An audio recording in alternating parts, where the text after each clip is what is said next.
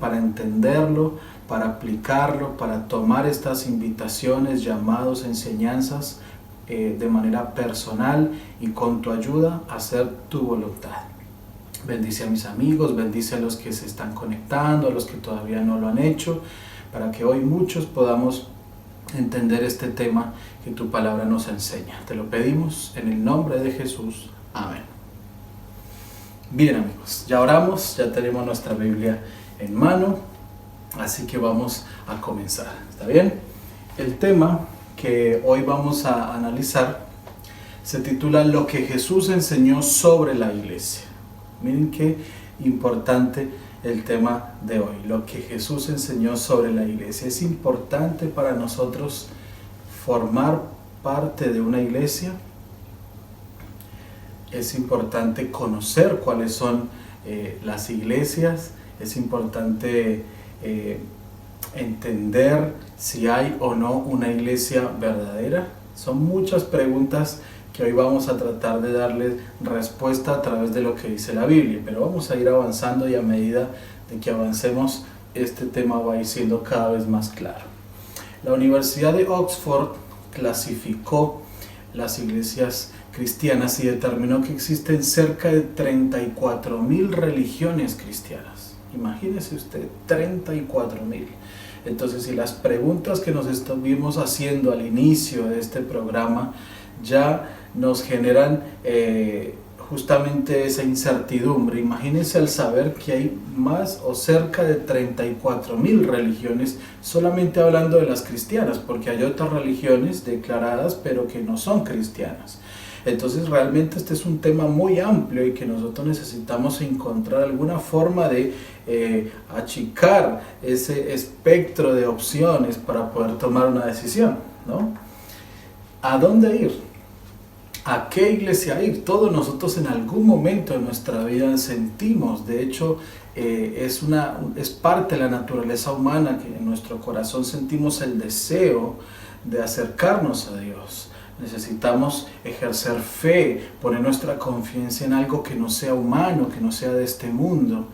Y ahí viene la necesidad entonces, ¿a dónde ir? Yo necesito de Dios. ¿A dónde voy? ¿A qué iglesia voy? ¿A la que me queda más cerca? ¿A la que va mi familia? ¿A la que está acá en la esquina? ¿A la que ha ido mi familia tradicionalmente por épocas? ¿A dónde tengo que ir? Es una pregunta que nos hacemos y todo respecto a esto hay diferentes opiniones. Pero mira esta pregunta, si hay un solo Dios, es un razonamiento interesante. ¿Por qué hay tantas religiones? ¿Verdad? Alguno de ustedes quizás ha escuchado este planteamiento o se lo ha hecho, ¿no? Si hay una sola Biblia, que de hecho es así, ¿por qué hay tantas iglesias? ¿No debería entonces, algunos preguntan y se preguntan, ser todos una misma iglesia? Si hay un solo Dios, hay una sola Biblia, ¿por qué no ser todos parte de una sola? Y la pregunta es correcta y el razonamiento es válido. Y vamos a ir avanzando. Por supuesto, no podemos preguntarle a nadie más que no sea Cristo, el único que nos puede dar una respuesta obvia, oportuna y según lo que dice la Biblia. Entonces ahí ustedes lo ven al Señor Jesucristo y yo los invito a que con su imaginación usted vaya a esa época y piense cuando el Señor compartía estas enseñanzas con tantas personas que lo seguían, que estaban ávidas de escuchar, de aprender. Y el Señor tiene las respuestas para la más grande y la más pequeña pregunta de tu vida. Por eso siempre el camino más seguro va a ser a través de lo que dice la Biblia, lo que Jesús enseña, ¿verdad? Miren cómo el Señor empieza hablando respecto a este tema. Mateo capítulo 7. Recuerden que Mateo 5, 6 y 7 registra ese sermón magistral de Jesús, el sermón de la montaña. Y miren cómo dice el capítulo 7, versículo 21. No todo el que me dice Señor, Señor, entrará en el reino de los cielos. Interesante, sino el que hace la voluntad de mi Padre que está en los cielos. Aquí ya nos da una pauta muy importante. No todo aquel que dice Señor, Señor podrá estar en el reino de los cielos, sino el que hace la voluntad. Aquí está reafirmando lo que ya hemos estudiado durante todas estas noches. Versículo 22, muchos me dirán en aquel día, Señor, Señor, ¿no profetizamos en tu nombre? y en tu nombre echamos fuera demonios, y en tu nombre hicimos muchos milagros. Y entonces les declararé: nunca os conocí, apartados de mí, hacedores de maldad. Y aquí hay una frase fuerte finalizando este versículo 23. Nunca os conocí, apartados de mí, hacedores de maldad. Saben, este texto nos va a arrojar luz respecto a algunos parámetros que las personas usan para determinar si esta iglesia es o no la adecuada donde yo debo estar. Algunos se basan en estas cosas, versículo 22, en personas que profetizan, en que echan fuera demonios, en que hacen milagros, en que hablan en lenguas. Y la pregunta ¿es realmente este un parámetro válido o el único o el más importante para determinar cuál es la iglesia a la que yo debería congregarme, asistir? El Señor dice que estas personas que solamente desean y se basan en este tipo de manifestaciones sobrenaturales no están haciendo lo correcto, porque dicen: no todo el que hace estas cosas, no todo el que me dice Señor, Señor, no todo el que me diga pero yo hacía esto, pero a nosotros en nuestra iglesia hacíamos aquello, dice acá, sino el que hace la voluntad de mi Padre que está en los cielos. Entonces cuidado con dejarte llevar por esta corriente que hay hoy en día cristiana, de personas que dicen que la única manera de experimentar la presencia de Dios es a través de estas manifestaciones. Personas que echan fuera demonios, que parece que hablan más de los demonios que de Dios. Personas que solamente quieren ver milagros, porque un cristianismo, un compromiso con el Señor basado en estas cosas, es un compromiso pasajero.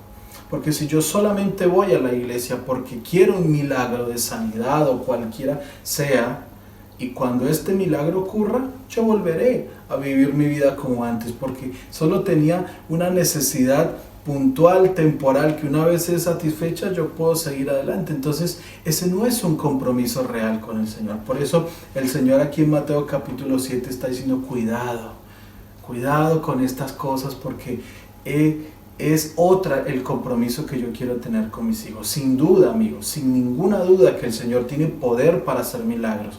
El Señor puede sanarte, el Señor puede hacer cosas maravillosas, pero eso está en su santa y divina voluntad.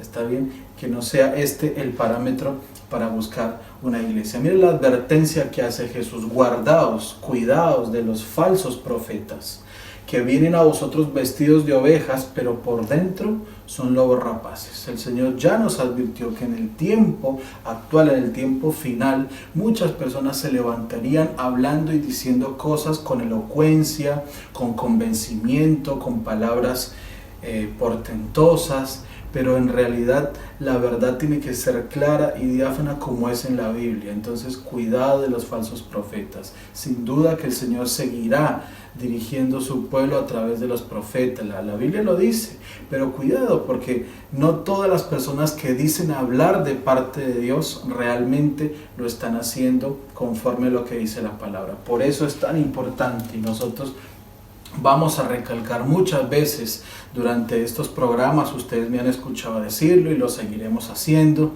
necesitamos ir a la Biblia. Cada texto bíblico que es proyectado en esta pantalla tiene su referencia bíblica para que usted en su casa lo lea con detenimiento, lo analice, y con la guía del Espíritu Santo usted esté tranquilo de que está aprendiendo palabra de Dios y no enseñanzas de hombres. Amén. Gloria a Dios por esto.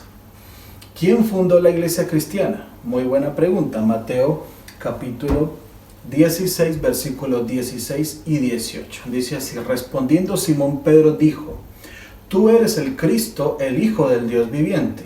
Y yo también te digo que tú eres Pedro, y sobre esta roca edificaré mi iglesia, y las puertas del Hades no prevalecerán contra ella. Este texto es muy interesante. En este capítulo el Señor está reunido con sus discípulos, y ya para este momento el ministerio de Jesús era conocido ampliamente por aquella zona donde Él se movía, ¿verdad?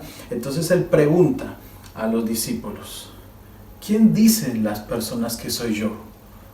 Y los discípulos dicen: sí, algunos dicen que eres Juan el Bautista, otros dicen que eres Elías, otros dicen que eres un gran profeta. Y entonces ahora el Señor les pregunta, ¿y ustedes? Ustedes que están siempre conmigo, ¿quién creen que soy yo? Y entonces allí aparece Pedro, que siempre respondía a las preguntas, que siempre iba al frente. Y dice, versículo 16, tú eres Cristo, el Hijo del Dios viviente. Y entonces el Señor le responde con estas palabras, yo también te digo, versículo 18, que tú eres Pedro, y sobre esta roca edificaré mi iglesia. Algunos toman este texto bíblico para argumentar que Pedro fue el primer, se constituye de esta manera el fundamento de la iglesia, ¿sí? Algunos dicen que Pedro fue el primer papa, no sé si alguno de ustedes ha escuchado estos argumentos. Sin embargo, dando una mirada a este versículo, como siempre hacemos, analizando el contexto, y en este caso en particular estas dos palabras que ustedes ven resaltadas aquí en la pantalla, vamos a entender lo que realmente Jesús quiso decir con estas palabras. En primer lugar, recordemos que el Nuevo Testamento fue escrito en griego, como ustedes ya lo saben. Cuando vamos al griego, al original de la Biblia, vamos a ver que aquí donde dice Pedro está la palabra Petros, ¿sí? Y Petros significa piedrita, canto rodado. ¿Conocen ustedes esas piedras? Eso significa Pedro o Petros. Y cuando acá dice esta roca, está la palabra griega Petra, que es justamente una piedra, una roca, un fundamento grande, inmenso, una roca. Entonces, acá hay un pequeño juego de palabras porque Pedro y Petras es una palabra familiar una con la otra, pero lo que está queriendo decir aquí el Señor, tú eres Pedro y sobre esta roca, refiriéndose a sí mismo, Petra, roca, gigante, edificaré mi iglesia. ¿A partir de qué nosotros hacemos esta interpretación?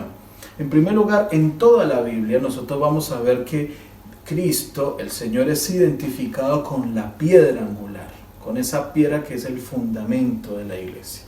Y por otro lado, el mismo apóstol Pedro, que fue quien fueron dirigidas estas palabras, nunca interpretó que él sería el fundamento de la iglesia, sino que él mismo afirma que Cristo es la roca, Cristo es esa piedra. Entonces ahí nosotros podemos entender realmente qué quiso decir el Señor. El Señor le habló a Pedro, pero le dijo, yo soy la roca sobre la cual esta iglesia es edificada, es fundada. Bien, según el apóstol Pablo, ¿quién es el fundamento de la iglesia? Miren, Efesios capítulo 2, versículo 19. Así que ya no sois extranjeros ni advenedizos, sino conciudadanos de los santos y miembros de la familia de Dios, edificados sobre el fundamento de los apóstoles y profetas, siendo la principal piedra del ángulo Jesucristo mismo. Es decir, si los cristianos, los apóstoles, los cristianos del siglo I, que estaban mucho más cerca de Cristo, que recibieron estas enseñanzas directamente del Señor, nunca interpretaron que Pedro sería el fundamento de la iglesia, no hay ninguna base, ni bíblica, ni de interpretación, ni histórica para decir que Pedro fue el primer, o es sobre él que se construyó o que se fundó la iglesia. Claramente el apóstol Pablo, el teólogo más importante después de Cristo en el Nuevo Testamento, también afirma lo mismo. La principal piedra de este ángulo es Jesucristo mismo, en quien todo el edificio, bien coordinado, va creciendo para ser un templo santo en el Señor. Y aquí ustedes ven resaltadas algunas palabras muy importantes que las podamos comprender.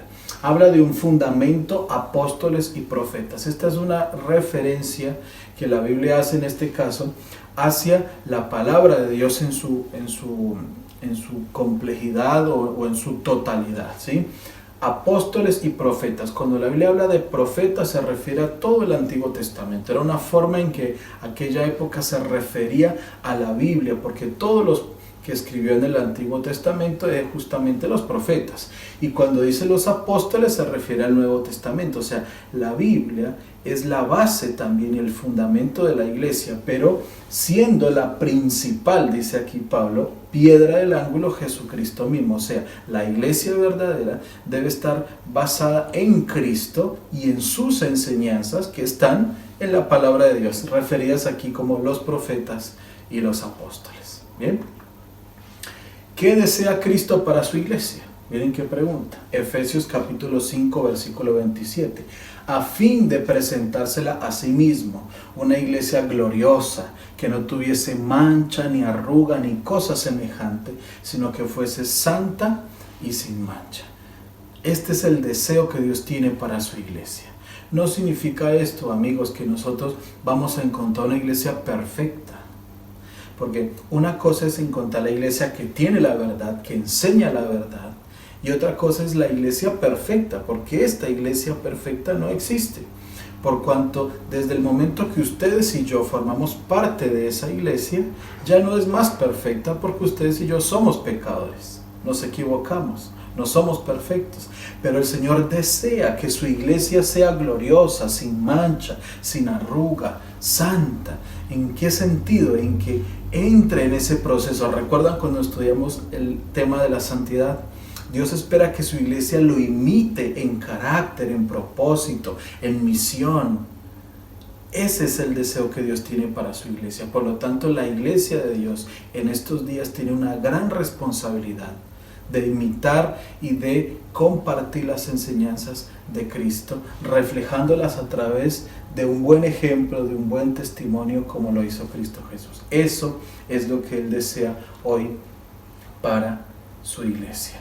Puede ser que algunos de ustedes, amigos que nos escuchan esta noche, estén desilusionados de las iglesias, porque hayan tenido una experiencia lamentable, porque hayan tenido algún roce, alguna cuestión que los decepcionó. Pero yo quiero que ustedes sepan, amigos, que las iglesias están compuestas, y recuerden, por personas que se equivocan. Pero el ser humano se puede equivocar, el ser humano puede dar un testimonio totalmente contrario a lo que dice la Biblia, pero nosotros no podemos apartarnos del Señor, no debemos apartarnos de Él, de su palabra, de su iglesia, porque el Señor va a seguir obrando a través de ella y va a seguir preparándola a esta iglesia para encontrarse con Él. Entonces no permitas que esas malas experiencias por las que hayas pasado o las experiencias que otro te ha contado limiten o condicionen tu relación con Cristo, porque ser religioso, pertenecer a una religión, tiene más que ver con qué tipo de relación tú tienes con Dios. Entonces Dios tiene una iglesia que está preparándose y que Él la va a guiar hasta el final. ¿Cómo puedo estar seguro entonces de cuál es la iglesia verdadera y cuál es la falsa? Buena pregunta, ¿verdad? ¿Cómo puedo yo determinar esto? Miren esta ilustración que nos va a ayudar a entender un poco mejor esta cuestión. Ustedes ven ahí en la pantalla 2 vasos de leche, ¿no? Es una ilustración. Uno de estos 2 vasos de leche tiene leche falsa. Para estar seguros vamos a enviarla a analizar a un laboratorio, porque a simple vista no podríamos saber cuál de estos 2 está adulterado o cuál no es una leche pura. Entonces ya llegaron los resultados. Miren qué rápido funciona este laboratorio, ¿sí? El vaso A, la muestra A, tiene 100% de leche, 0% agua, por lo tanto es leche pura. Ya está analizada y ya estamos en la seguridad de que tiene 100% de leche. Ahora, la muestra B o el vaso B tiene 95% de leche, es un buen porcentaje, pero tiene 5% de agua, por lo tanto es leche falsa. Y usted dirá, bueno, pero con la leche que hoy nos venden y por ahí uno no sabe si tiene mitad de agua, mitad de leche, que tenga solo 5% de agua, la verdad que está bastante bien. Pero si estamos tratando de determinar cuál es la leche pura y cuál es la falsa, claramente, aunque el porcentaje de agua del vaso B sea solamente el 5% contra un 95% de leche, esta es una leche falsa porque no es pura.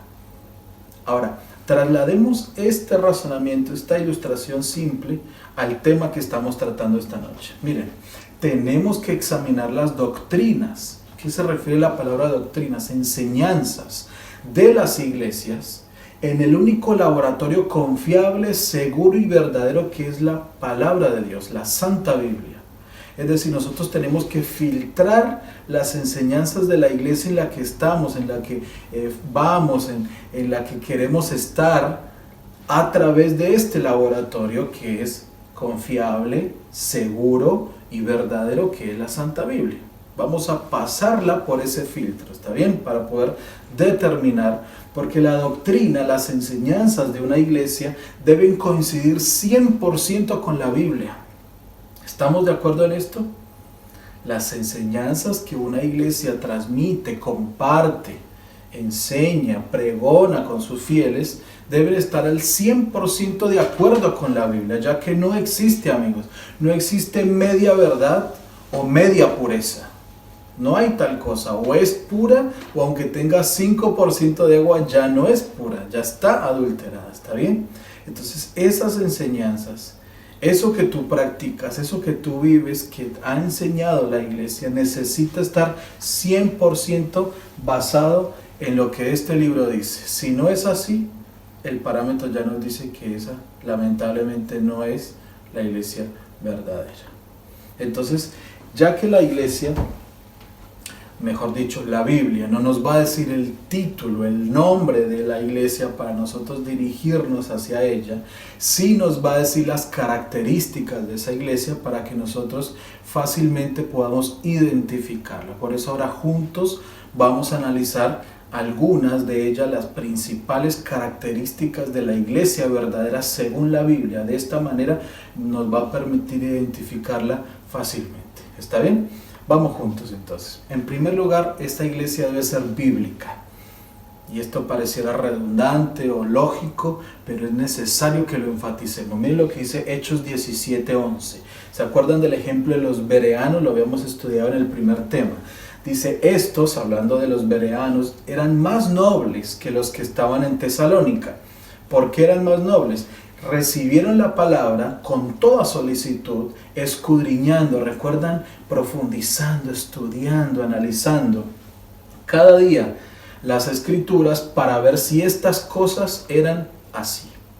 Por eso esa actitud de recibir la palabra, pero analizar, pero estudiar, pero buscar en tu Biblia es tan importante, porque de esa manera nosotros estaremos seguros de que vamos por el camino correcto.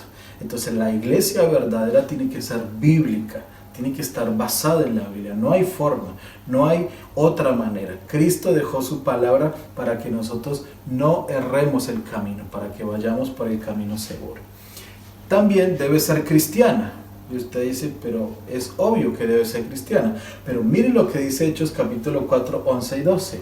Este Jesús es la piedra reprobada por vosotros los edificadores, la cual ha venido a ser cabeza del ángulo. Y en ningún otro hay salvación, porque no hay otro nombre bajo el cielo dado a los hombres en que podamos ser salvos.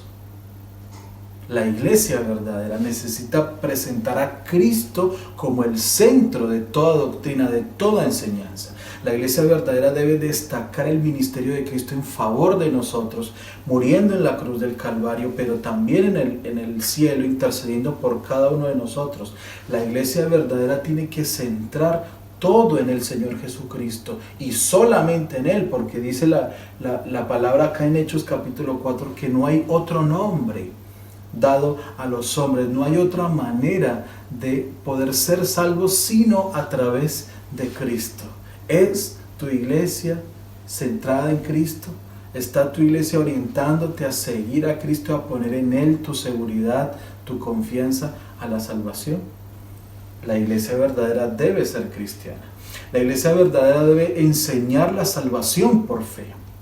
Efesios 2, 8 y 9, porque por gracia sois salvos por medio de la fe, y esto no de vosotros, pues es un don de Dios, no por obras para que nadie se gloríe. Una vez más, cuando estudiamos el tema de la salvación, recordamos que nosotros no somos salvos por las obras. No es todas las acciones de bien que tú y yo hacemos lo que nos hace merecedores de la salvación, sino que es la fe en Cristo, es nuestra confianza puesta en Él, en los méritos de Él, en su vida de obediencia lo que nos salva, en su sacrificio. Por lo tanto, como yo acepto a Jesús, entonces haré obras de bien, seré obediente. En ese justo equilibrio la Biblia presenta la salvación por la fe, solamente a través del sacrificio de Cristo. Bien, guarda todos los mandamientos. Esta es otra característica fundamental de la iglesia verdadera. Y aquí nos va a dar el equilibrio adecuado entre el anterior punto y este, ¿no? Salvos por la fe, por la gracia de Cristo, es un regalo que Dios nos da, pero también espera el Señor que nosotros seamos fieles a sus mandamientos. Miren Apocalipsis 12:17. El dragón se llenó de ira contra la mujer y se fue a hacer guerra contra el resto de la descendencia de ella, los que guardan los mandamientos de Dios y tienen el testimonio de Jesucristo. Es muy interesante que este texto está en el Apocalipsis, que es un libro profético y altamente simbólico. Y aquí habla de un dragón que se llenó de ira contra la mujer. El dragón en la Biblia, el mismo capítulo 12, nos va a decir que representa a Satanás, al diablo, al enemigo de Dios. Este enemigo, Satanás, persigue a la mujer, que mujer en profecía representa a la iglesia y a su descendencia, o sea, aquellas personas que forman parte de esa iglesia. Y esas personas de esa iglesia dice que tienen dos características según este texto: guardan los mandamientos de Dios y tienen el testimonio de Jesucristo. Es claro que Satanás va a apuntar todos sus engaños, sus estrategias de distracción, de engaño, hacia la iglesia que está tratando de seguir el camino correcto. Satanás no va a gastarse persiguiendo a otro grupo, a otra iglesia, sino a esa iglesia verdadera, porque es de ella que él quiere sacar a la mayor cantidad de personas. Y entonces ahora Apocalipsis 14:12 va a confirmar esto. Aquí está la paciencia de los santos, los que guardan los mandamientos de Dios y la fe de Jesús. Por lo tanto, a través de todas las épocas, de toda la historia, la iglesia de Cristo, el pueblo de Dios, la iglesia verdadera se caracterizó por guardar los mandamientos. Si nosotros dejáramos de tener en cuenta las anteriores características de la iglesia verdadera y nos quedáramos solamente con estos textos, ya esto nos da una pauta muy grande de cuál es la iglesia verdadera. Es la iglesia verdadera a la que ustedes quizás pertenecen o a la que ustedes conocen. Guarda los mandamientos, enseña los mandamientos, procura que las personas comprendan todos los mandamientos. ¿Vieron? Qué importante es conocer estas características, porque esto ya nos está dando una pauta muy importante. Ustedes son personas sinceras que están buscando a Dios de todo corazón. Y Dios valora muchísimo cuando con ese espíritu de humildad nosotros nos acercamos a la palabra, queriendo descubrir cuál es el camino correcto. Dios nos va a iluminar y nos va a mostrar, y lo está haciendo a través de la Biblia, para que podamos hacer su voluntad. Gloria a Dios por eso. La iglesia verdadera es creacionista. Claro, Apocalipsis 14:7 dice lo siguiente: diciendo a gran voz, temed a Dios y dadle gloria, porque la hora de su juicio ha llegado, y adorad a aquel que hizo el cielo y la tierra, el mar y las fuentes de las aguas.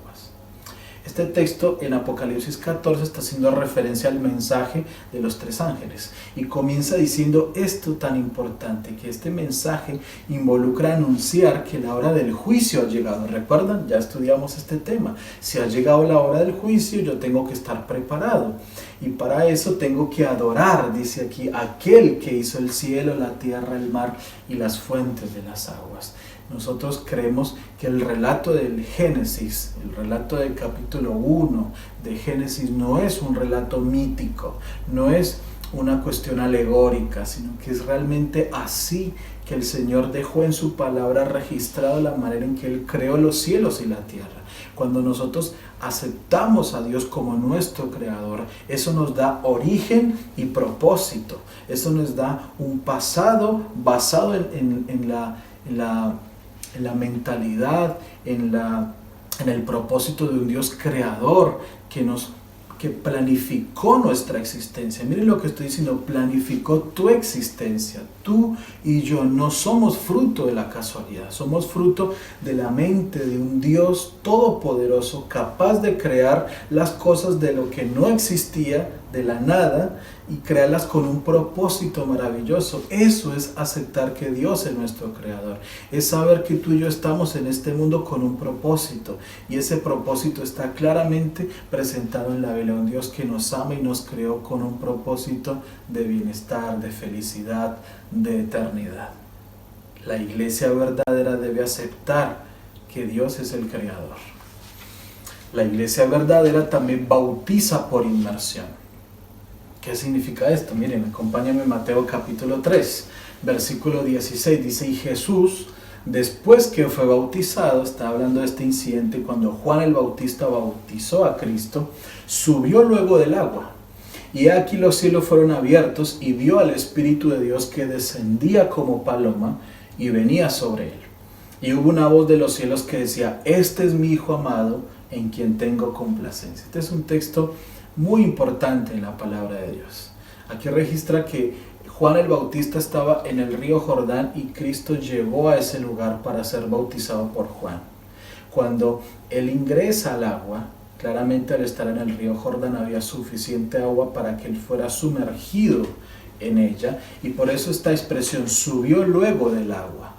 Este es un tema que vamos a estudiar próximamente, y yo les pido que ustedes estén atentos porque va a ser un tema fundamental, donde presenta el bautismo no poniendo un poquito de agua en la cabeza, no asperjando, no rociando un poquito de agua, sino que el bautismo bíblico, y ya digo, vamos a verlo más adelante en detalle para que se cumpla su simbolismo, su forma, debe ser por inmersión. ¿Qué significa inmersión? Que la persona es completamente sumergida en el agua. Es más, la palabra bautizar viene del griego baptizo, que significa literalmente sumergir algo.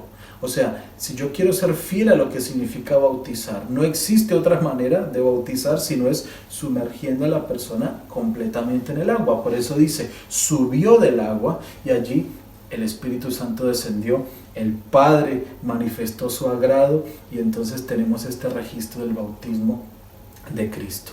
La iglesia verdadera enseña y practica el bautismo por inmersión conforme al ejemplo que Jesús dejó en la Biblia.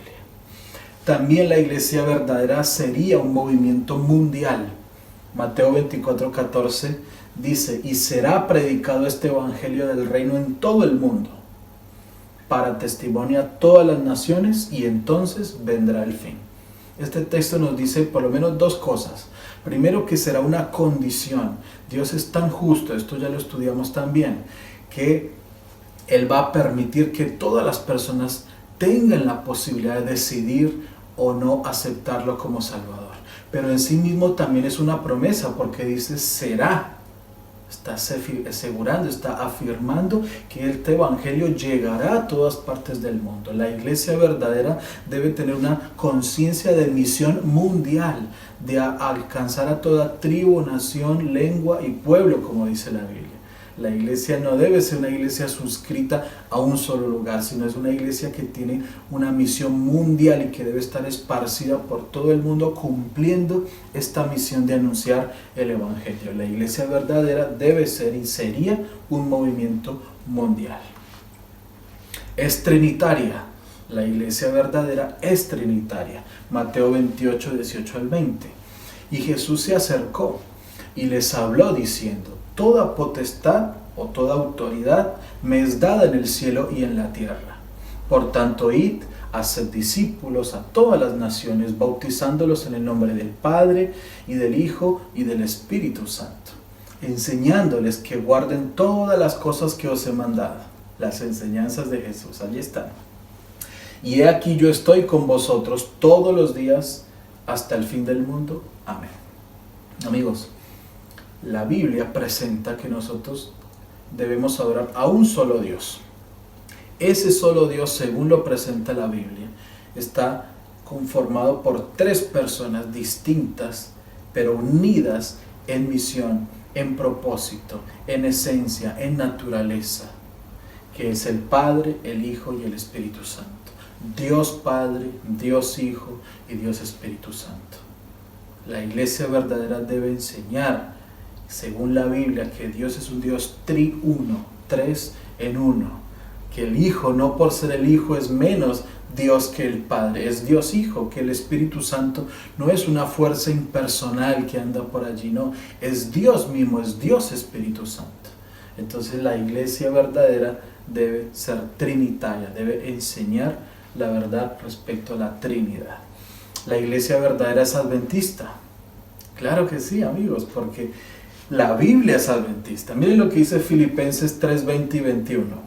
Mas nuestra ciudadanía está en los cielos, de donde también esperamos al Salvador, al Señor Jesucristo, el cual transformará el cuerpo de la humillación nuestra, para que sea semejante al cuerpo de la gloria suya, por el poder con el cual puede también sujetar a sí mismo todas las cosas. ¿Por qué estoy diciendo que la iglesia verdadera debe ser adventista? Porque la palabra adventista significa que cree en la segunda venida de Cristo, que espera la promesa que el Señor hizo en Juan 14 y en toda la Biblia, cada 11 versículos del Nuevo Testamento. Miren qué interesante, cada 11 versículos del Nuevo Testamento, uno de ellos habla respecto a que Jesús vendrá por segunda vez.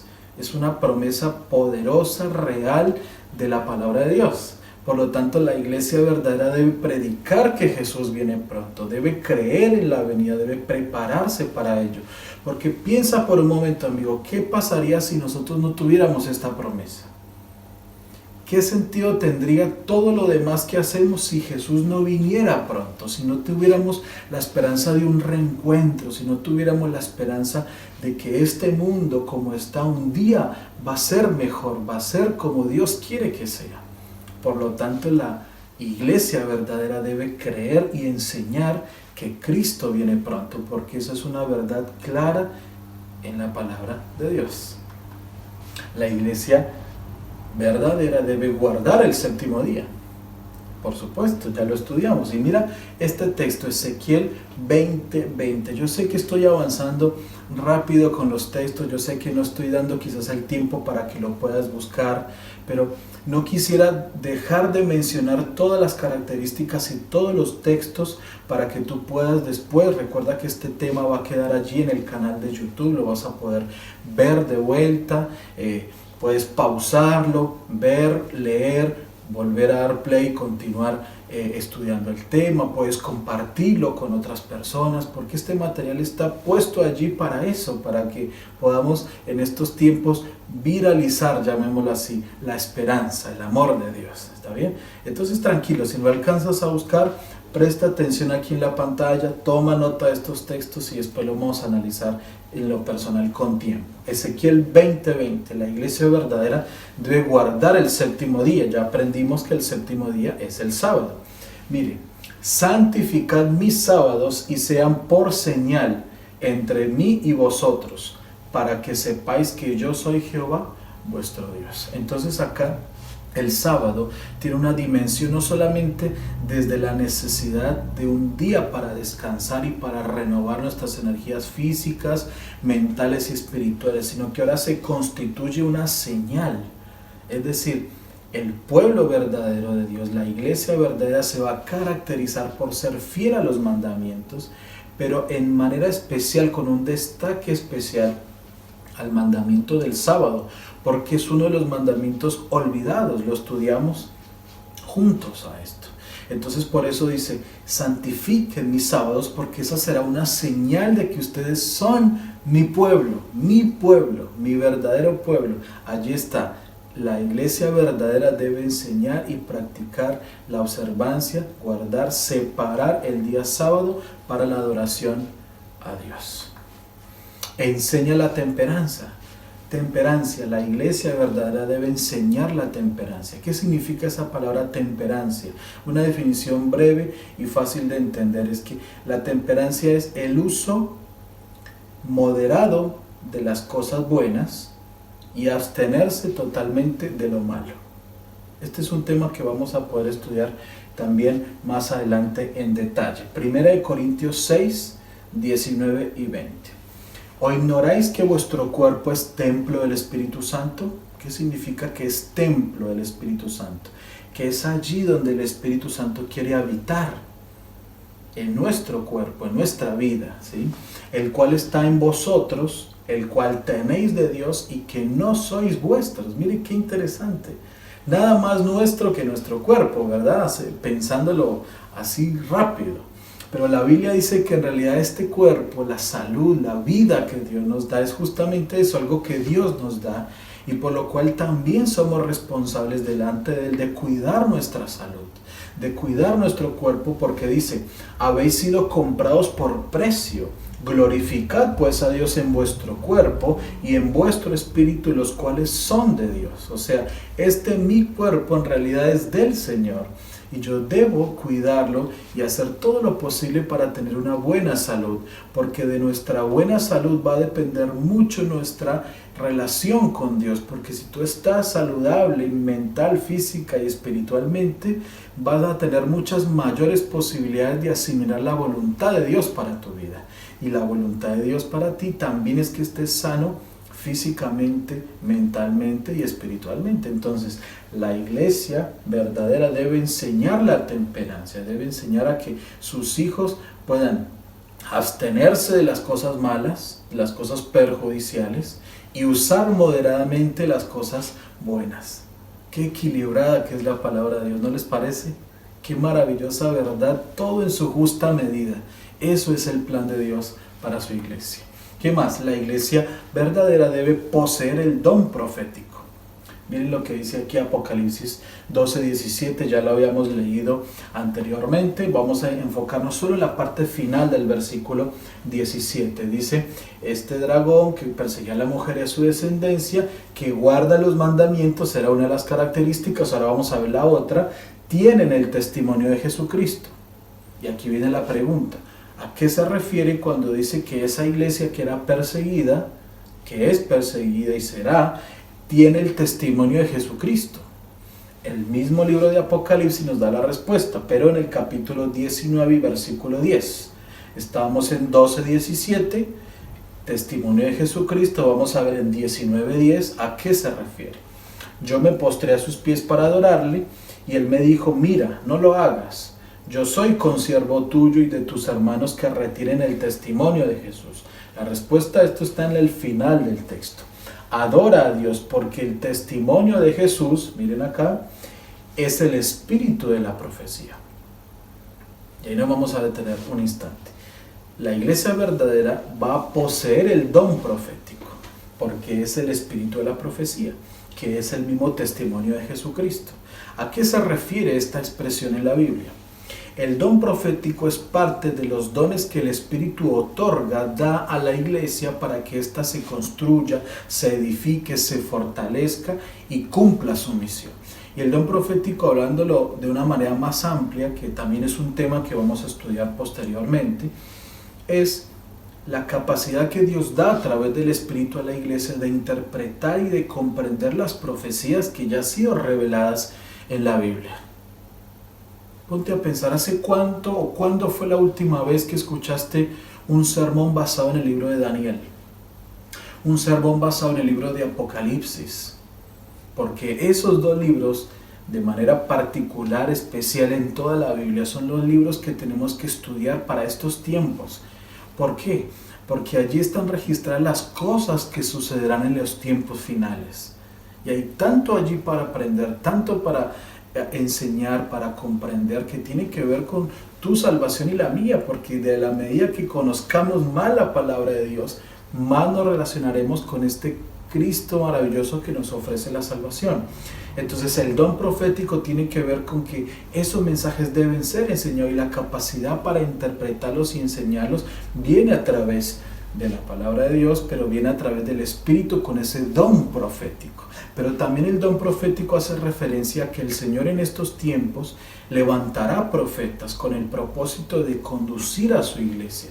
Profetas modernos, amigos. Los profetas no terminaron con el canon bíblico, no terminaron con los 40 aproximadamente personas que escribieron la Biblia, sino que la Biblia también dice que en el tiempo final los ancianos, los jóvenes, los niños tendrán sueños, visiones, todos dirigidos y controlados a través del Espíritu Santo, porque el mismo Espíritu que inspiró a los profetas bíblicos, seguirá haciéndolo si fuera necesario a través de profetas modernos. Entonces la iglesia verdadera debe tener y poseer el don profético. Amigos, pero no el don profético que nosotros vemos de manera habitual en nuestros días. No me refiero con esto, ni la Biblia se refiere con esto a una persona que se levanta en el medio de una congregación y que dice que Dios le está mostrando los pecados de las personas y comienza a señalarlos a viva voz delante de todas las personas. Ese no es, amigos, el don profético. Porque el don profético no tiene el propósito ese personal. Si Dios va a usarlo para hacerme ver algo en lo cual yo estoy mal, y lo va a hacer a través de su palabra, pero Dios no es el plan de Dios que yo sea expuesto, que mis pecados, mis equivocaciones sean expuestos de esa forma. El don profético va muchísimo más allá, tiene el propósito de conducir un pueblo, una iglesia para un encuentro con Cristo. El don profético es una antorcha en un lugar oscuro que me guíe y es una luz en mi camino para poder transitar el camino correcto. Entonces, este don profético es característica especial de la iglesia verdadera. Todas estas son las características. Ahí nosotros vamos analizando cuál es entonces la iglesia verdadera. ¿Qué más? La iglesia verdadera enseña la mortalidad del alma. Este es el tema que estudiamos cuando hablamos respecto a la muerte. ¿Recuerdan? Lo que pasa cuando una persona muere. De hecho, es muy posible que hoy quizás hayan personas que por primera vez están compartiendo, se están conectando con este programa.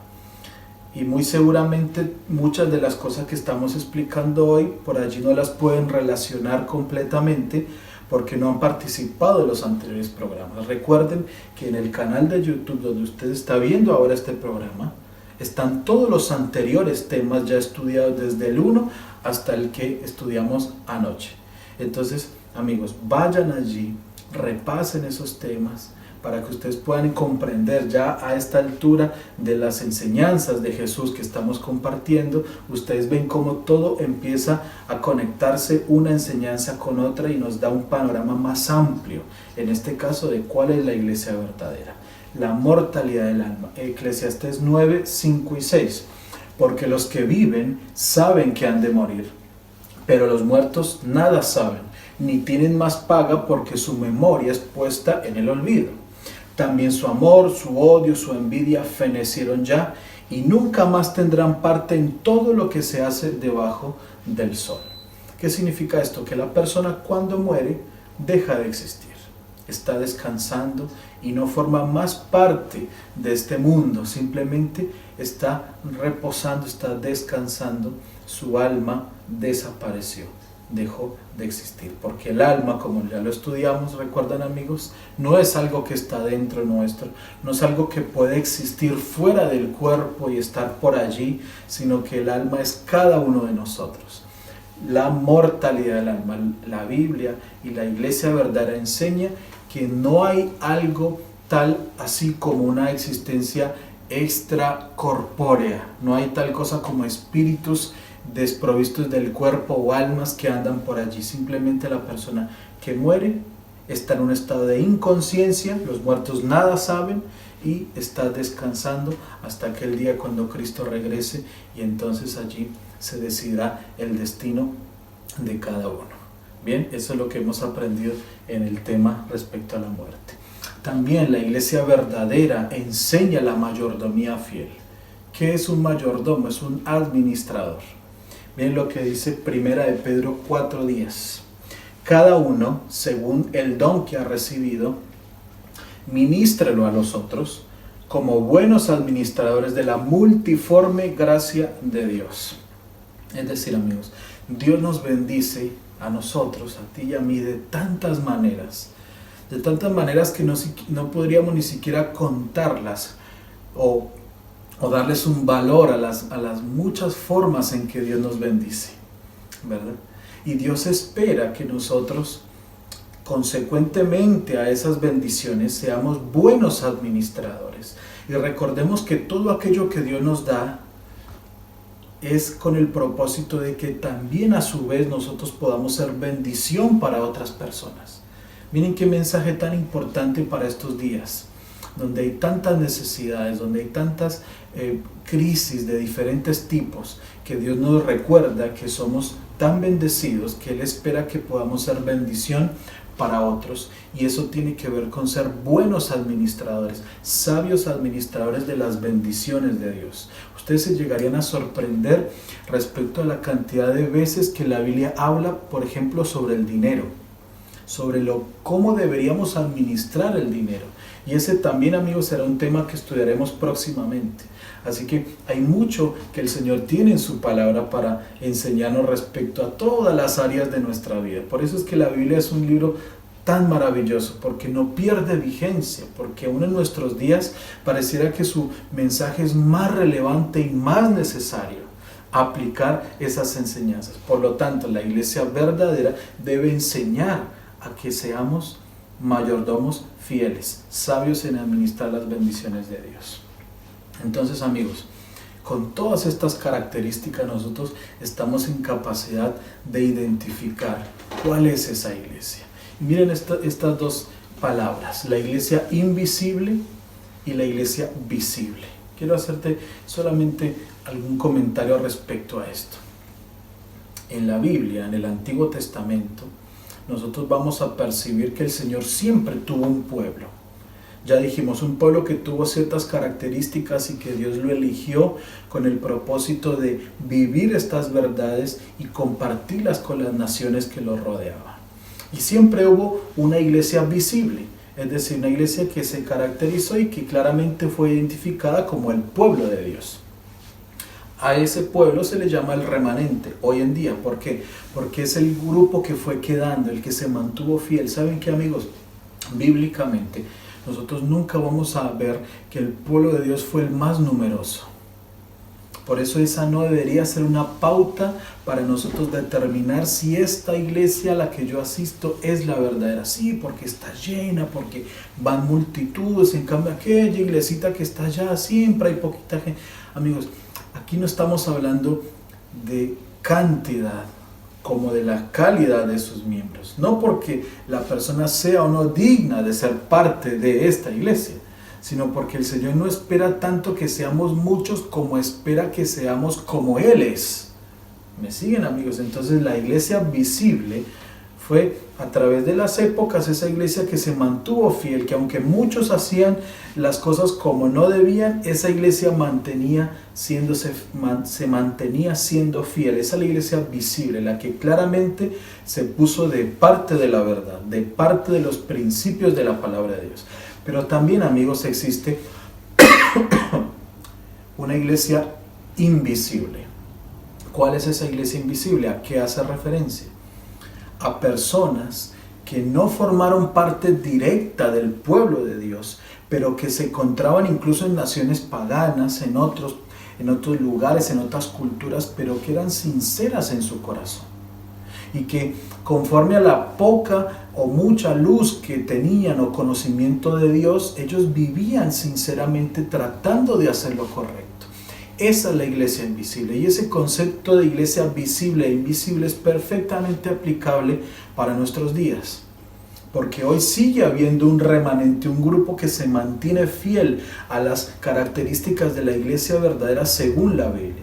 Pero también habrán en otros lugares creyentes, hijos de Dios sinceros, que están esperando conocer estas verdades para unirse a la iglesia. Están en la iglesia invisible y Dios los está llamando a ser parte de su pueblo. Miren, ¿de dónde yo saco estas enseñanzas? Acompáñame en tu Biblia, San Juan capítulo 10. San Juan capítulo 10. Ven conmigo a San Juan 10. Versículo 14. Este es un capítulo precioso. Mire cómo habla el Señor aquí para sus hijos. San Juan 10, versículo 14. Dice: yo soy el buen pastor. Conozco mis ovejas y las mías me conocen. Claramente aquí está hablando Jesucristo. Así como el Padre me conoce y yo conozco al Padre y pongo mi vida por las ovejas. Claramente una referencia a Jesús. versículo 16, también tengo otras ovejas que no son de este redil, dice el Señor. Aquellas también debo traer y oirán mi voz y habrá un rebaño y un pastor. Qué maravilloso, amigo. El Señor Jesucristo no hace diferencia de personas. El Señor Jesucristo no te juzga por tu condición. Él te dice, yo soy el buen pastor. Yo soy el que da mi vida por las ovejas, el que la va a dar, porque ahí está en San Juan capítulo 10. Y dice, yo sé que tengo otras ovejas en otros rediles y a esas ovejas también quiero atraer a mí para que haya un solo rebaño con estas características que estudiamos hoy y un solo pastor. ¿Quién? Cristo Jesús. Entonces, amigo, Dios te está llamando de manera personal a ti. Él te conoce por tu nombre. Él sabe lo que tú estás pensando ahora mismo al escuchar este tema.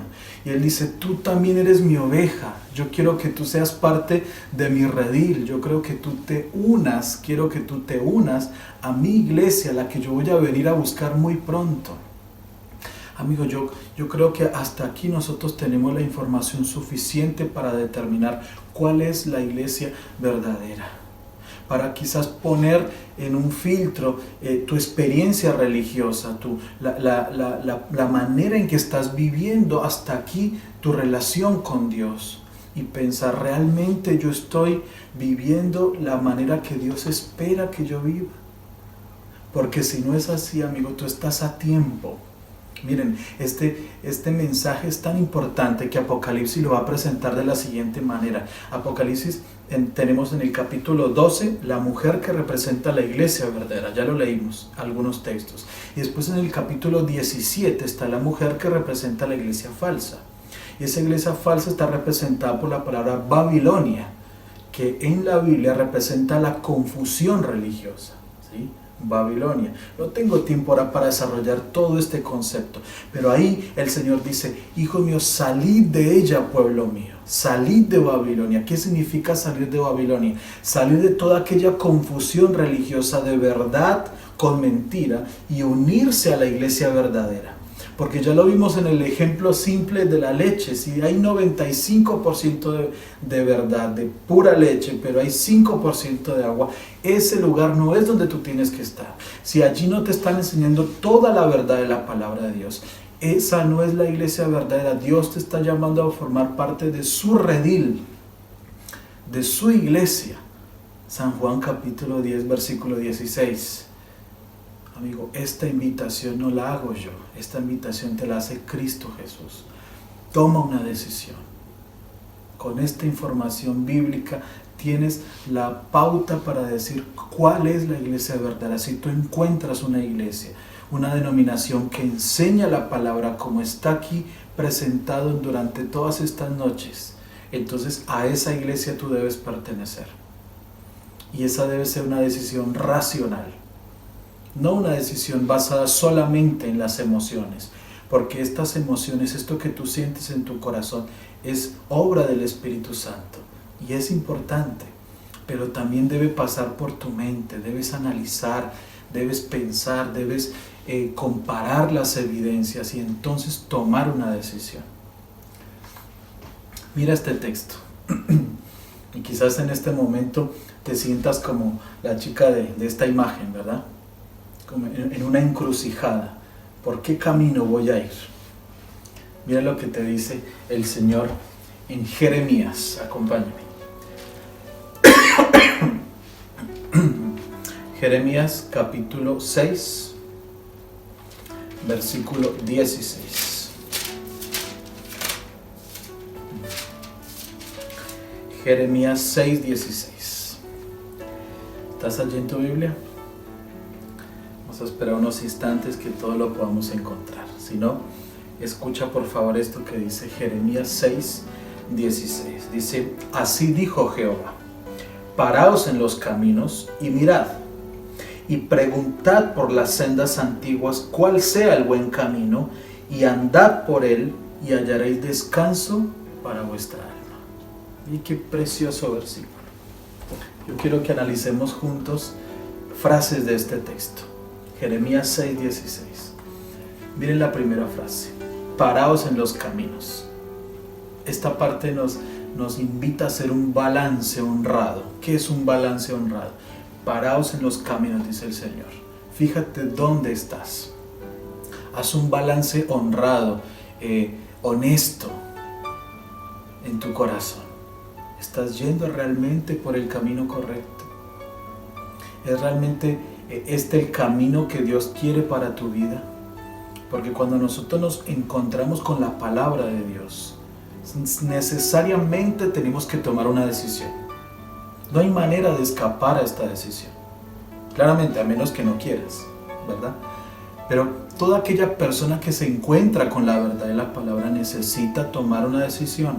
Por eso dice, párense en los caminos. ¿Vieron la imagen anterior? La chica está ahí, está delante de una decisión. Y entonces hace un balance honrado, honesto, basado en qué? En las evidencias que estás analizando. Miren lo que dice también el texto. Mirad, preguntad por las sendas antiguas, cuál sea el buen camino. Es decir, buscad, fíjate, analiza, investigación sincera. Estás delante de una decisión. Para tomar esa decisión necesitas juntar, reunir evidencia suficiente para estar seguro del camino que vas a tomar. Claro que sí, porque el camino que vas a tomar tiene que ver con tu salvación. Por supuesto que es una decisión que merece y necesita investigación sincera. Y es lo que estamos haciendo juntos en la palabra de Dios. Preguntad, comparad, fíjate, ¿cuál es el buen camino? Ahora, si ya lo descubriste, si ya estás seguro, ¿qué dice el Señor? Andad por él. Andad por él. Es una invitación divina a obedecer esta verdad. De nada serviría, queridos amigos, conocer tanto de la palabra de Dios. Saben, Satanás, el enemigo del Señor, conoce la palabra. ¿Y de qué le sirve? No sirve solamente conocer. El conocimiento meramente en sí mismo no nos salva. El conocimiento nos da la seguridad de tomar esa decisión. Si tú no tomas una decisión, no alcanza, amigo, no alcanza. Por eso dice, paraos en los caminos, investigad, y ahora que encontraste, que estás seguro, andad por él. Ve por ese camino, porque su final es la salvación. Y entonces, ¿qué pasa? Resultado final: hallaréis descanso para vuestra alma. Esos momentos de angustia, esos momentos de necesidad, cuando no sabes lo que tienes que hacer, cuando hay tantas preguntas, tanta incertidumbre, todas esas necesidades, cualquiera sea, que el ser humano trata de llenarlas con un montón de cosas que no alcanza, solamente las puede llenar el Señor, porque solamente al decidir por Él vendrá ese descanso, esa paz que tú necesitas. Amigo, yo te animo y te desafío a que hoy tomes una decisión. El Señor te está mostrando un camino. Y vuelvo a repetir, esa decisión tiene que estar basada en una decisión racional. Y ya la Biblia nos ha dado suficientes evidencias. Y si tú deseas ser parte de esta iglesia, Dios te está esperando. Dios ya te eligió. Ahora falta que tú tomes esa decisión. Quizás la pregunta que te surge ahora: ya entendí, yo acepto, quiero ser parte de esta iglesia, quiero prepararme para cuando Cristo venga yo esté en el lugar correcto, del lado correcto. ¿Qué tienes que hacer?